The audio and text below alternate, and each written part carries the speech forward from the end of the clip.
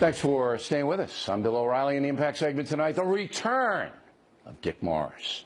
As you may remember, he was wrong about the Obama-Romney race 4 years ago, but Morris has made kind of a comeback, writing a book called Armageddon, bestseller, which outlined how Hillary Clinton could be defeated in this election. Then last Friday, 4 days before the vote, Morris said this.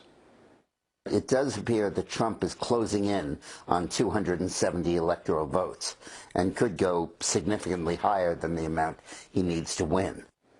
And Dick Morris joins us now here in New York City. So you were one of the few who called it right. How did you know?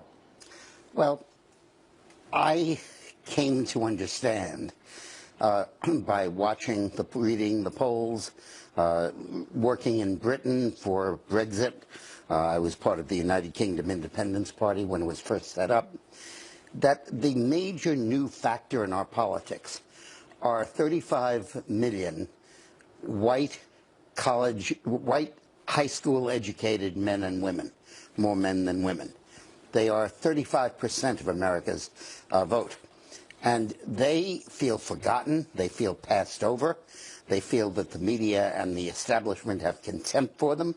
They see that they're seen as flyover country, and their pent-up frustration is something that Trump really understood and really tapped into.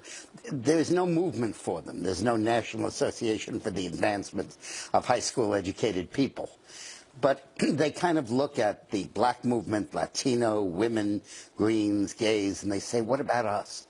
What about us with our problems? Now, the left portrays that crew as racist and responding to a message from President-elect Trump of, I'm going to keep out the foreigners and I'm going to, crack down on hooligans or whatever. And then so the left, the elite, say, well, if you support that, you're a racist. Is there a racial component in that group? I don't think so. I mean, they may individually be racist, but their frustration is not that somebody else has, but that they haven't. So is it an economic-based frustration? Overwhelmingly economic. Yeah. Not social. No. They've lost their jobs, they've lost their pensions, their houses, their marriages in some cases, their custody of children, their cars being repoed. And they look at it and they say, there is nobody, in the words of your show, who's looking out for me. Okay. That's a very astute analysis because Trump carried them like over 60%, I think. Well, right? McCain got 49% of white high school men. Right. Romney 55. Right. Trump 68. 68. Why aren't the white working class folks without a college degree joined by the blacks and the Hispanics in the same category? Well, because the blacks and Hispanics have shifted their allegiance from private sector to government. They're not that interested as much in jobs as they are in entitlements. Now, you're generalizing. So you believe that the Democratic Party has bought those groups? Well, I'll give you a stat. In 1980, 1/3 of the federal budget was on entitlements.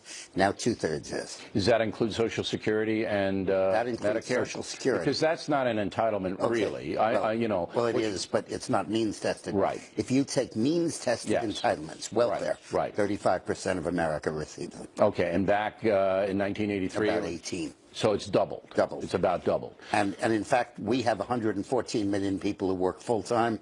We have 106 million that get welfare. Okay, so you believe that that's why, because if that coalition of blacks and Latinos were ever to join the white coalition, that would be overwhelming. Latinos probably will. And blacks, many blacks will. I think that one thing in the black vote is there may have been a fissure between southern blacks who stayed loyal to the Democrats and northern blacks who began to vote like their white high school educated or peers. Stay home. That was the big thing in Michigan, that you had so many blacks stay home. But the point is, there's no leader of this movement. There's no Jesse Jackson. There's no David Free Dan. There's no Gloria Steinem. Donald Trump's the leader. But there is a Donald Trump. Right, he's the leader. And he is the leader. He created it, and that's why he won. And that's why the liberal elites couldn't imagine that he could possibly That's true. They don't even care about those people. You got I think that flyover country should join the N-word. Dick Morris, everybody. There he is.